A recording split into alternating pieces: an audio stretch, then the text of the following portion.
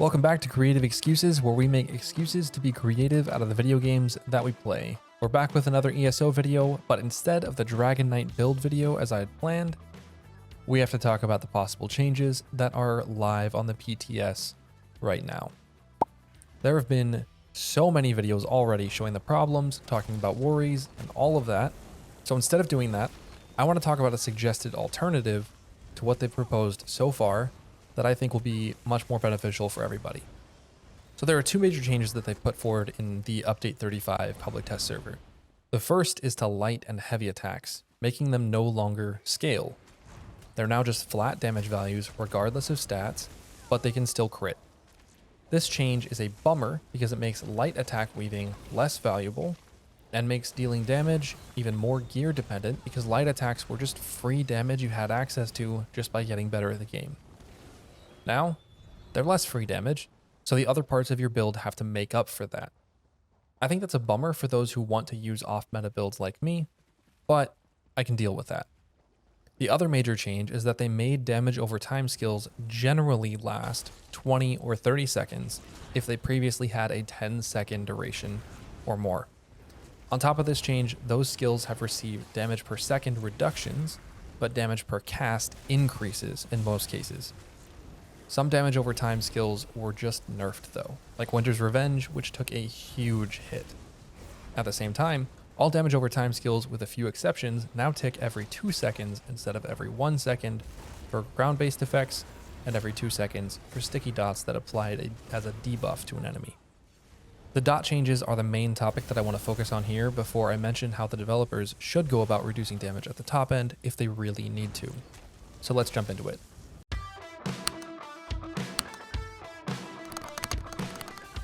The main problem with the damage over time change is that in the interest of accessibility, the developers have completely upended and removed a different style of play, one that many veteran and mid-game players have enjoyed for years, namely 10-second rotations and dot builds.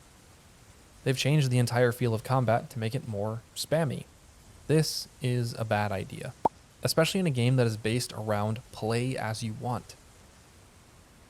A change like the one proposed in the first week of the PTS takes away some of that play as you want. It is significantly more challenging to come up with a fast-paced rotation, and even if you do, it might end up being less DPS than just laying down 7 damage over time skills and then spamming until the boss is dead. The reason this can be the case is that though the damage over time skills have been reduced in damage per second, they have been made more valuable to cast. Let me explain. In ESO, there is a spectrum of skills when it comes to damage. The spectrum is a line between high damage per second and high damage per cast. For example, let's look at 2 skills: the Warden's Screaming Cliff Racer and Winter's Revenge. These numbers will be from the live server on my Magical Warden build and are only for illustration. Screaming Cliff Racer is a single target, direct damage skill that deals 7,363 damage in 1 cast. Winter's Revenge is an area of effect damage over time skill that deals 2,216 damage every 1 second over its 12-second duration. Now, you can spam both of these skills, right? I can just cast Screaming Cliff Racer over and over and over, and I will deal 7,363 damage per second because I can cast the skill once per second. This is the maximum damage per second that I can produce if all I'm doing is casting Screaming Cliff Racer, assuming no crits and that I'm dealing true damage, of course. However, I should be able to do the same thing with Winter's Revenge, right? Well, yes, I could theoretically spam Winter's Revenge once a second. However, it's only going to deal the damage from its first tick of damage every time I cast it then. So the maximum damage per second I can get out of Winter's Revenge by spamming it is 2,216. So what we can see is that Screaming Cliff Racer is a significantly higher damage per second skill than Winter's Revenge. So why do we cast Winter's Revenge at all if all we care about is damage per second? This is the key. We don't only care about damage per second. We also care about damage per cast. With this same example, Screaming Cliff Racer deals 7,363 damage per cast. It's simple. It's only 1 tick of damage, excluding status effects and such, which would complicate these calculations, for 1 cast. Winter's Revenge, though, deals a lot more damage if it gets all of its damage ticks off. It gets 12 times its damage per tick, which makes it 26,592 damage per cast. This is significantly more valuable to cast than the Screaming Cliff Racer because it deals so much more damage for that one cast.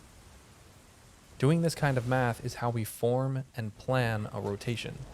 Whatever deals the most damage per cast is what we want to be casting. Casting damage over time skills early reduces their damage per cast in almost every situation, which makes it so that casting a spammable may just be better. Casting a spammable when you could be casting an efficient damage over time skill, though, is also a waste of damage. So back to the update 35 changes. On the live server, most damage over time skills deal 1.5 times the damage of a spammable to make sure that they're worth casting. On the PTS currently, damage over time skills deal 2 times the damage of a spammable. This means that damage over time skills are even more damage per cast relative to their spammable counterparts, and so are more valuable to cast. They do deal their damage slower, but because they're still more valuable for a single global cooldown, you want to use almost as many damage over time skills as you can get in your rotation. This leads to that 7 dots and 1 spammable kind of rotation, where you spend between like 10 to 15 seconds just spamming your 1 or 2 higher DPS but lower damage per cast skills. This makes every effective build a dot build, while also making every build a high spam build. Before, these were 2 distinct playstyles. On my channel, you were way more likely to find a high spam build than a dot build, and on others, it's the reverse. One of the problems with this design is that when they made these changes, they made them to every single skill, when that was unnecessary. We have morphs of skills. We have the ability to choose what we want to use. Right now, on the live server, there are morphs of damage over time skills where their main benefit is being an extended duration. The problem with these skills on the live server is that their damage per cast is essentially the same as their non-duration based counterpart, and so their overall damage efficiency is lower. They are both lower damage per cast, or the same damage per cast, and lower DPS because their damage comes out slower. Here's an example. Elemental Wall from the Destruction Staff skill line morphs into Unstable Wall of Elements and Elemental Blockade. Unstable Wall of Elements deals damage once a second over 10 seconds, and then has a big pop when the skill ends. It deals 16,915 damage over its 10-second duration on my Magical Warden. Its easier to use duration benefiting counterpart, Elemental Blockade, lasts 14 seconds, but doesn't have the pop at the end. Over its 14-second duration, it deals 15,092 damage. That is almost 2,000 damage less. This could be affected by my champion points, but it still illustrates the point. That means that the 10-second duration morph both deals more damage and deals it faster. It is superior in every way except the size of its area of effect. Why is this the case? Why can't we make the duration morph a higher damage per cast but lower damage per second option, and then leave the other morph alone? This is a solution that would enable player choice. You can choose how difficult your rotation is by choosing if you want a 10-second dot, or a 20-second dot, or even a 30-second dot if we really want to send it on duration. So in this example, with Elemental Wall, Unstable Wall of Elements stays as it is on the live server as a 10-second damage over time with a big pop of damage at the end.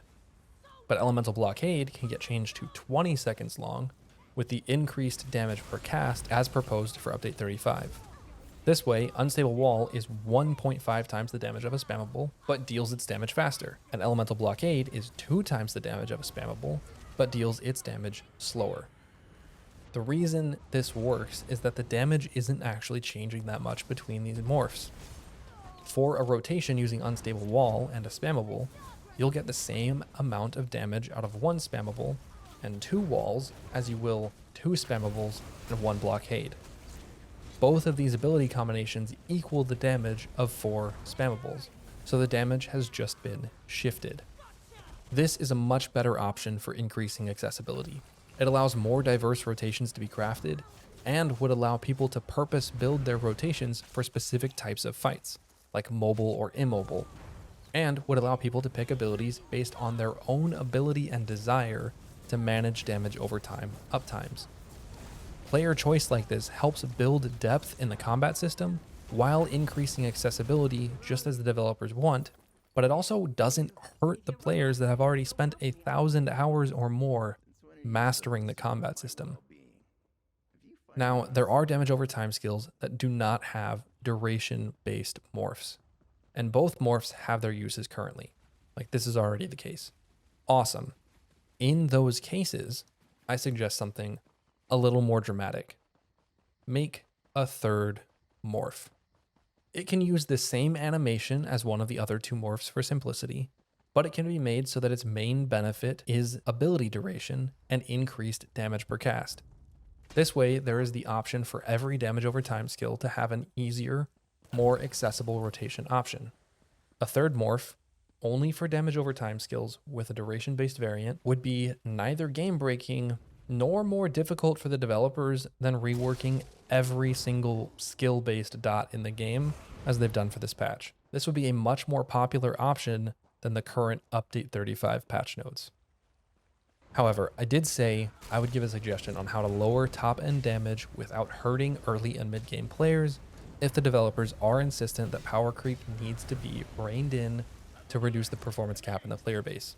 The problem is this patch hasn't really done that because highly coordinated and skilled groups just have more access to the ability to scale their damage through buffs and debuffs, and those tools have not been changed. Endgame players with coordinated groups still have access to the same things that made their damage so much higher than everyone else.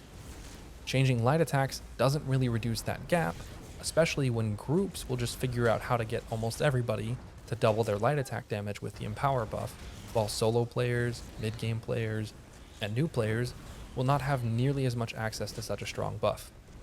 The way to close the performance gap then, from the top, without reducing the skill ceiling itself then, is to change the scaling of abilities alongside light and heavy attacks ideally. The best method here is to increase the base damage of skills and reduce their scaling. That way, top end damage comes down because adding 1200 extra weapon and spell damage from major and minor courage and the powerful assault set will be less beneficial. And the extra 10% resources from great Warhorn uptime also won't be as powerful. But you won't feel that nerf nearly as much when you aren't rocking insanely high stats. Adjusting scaling is how to reduce the performance gap without removing the skill ceiling, without changing build mechanics and ability mechanics, and without hurting the performance floor. In fact, it could be balanced to become a buff for the floor because base damage goes up, while the performance ceiling comes down at the same time.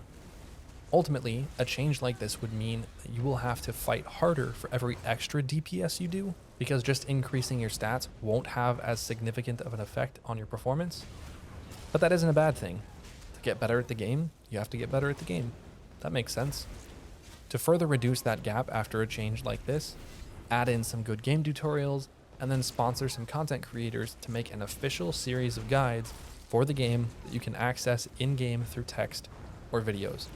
One last point though, if you're going to reduce damage, content still needs to be adjusted because the top end achievements are tuned for the top end players right now with their current levels of power creep. Reducing power creep after designing for it does not make the game more accessible, and it hurts those players that were pushing for those achievements that the developers have already designed for. So those are my thoughts, everyone. I think adding accessible options to combat, like long dots and buffs, is a good thing. However, that is not the method we should be using to nerf damage. It does nothing to lower the performance gap and makes everyone feel less powerful. If damage needs to come down, there are better ways of doing so. I'll see you all in the next excuse.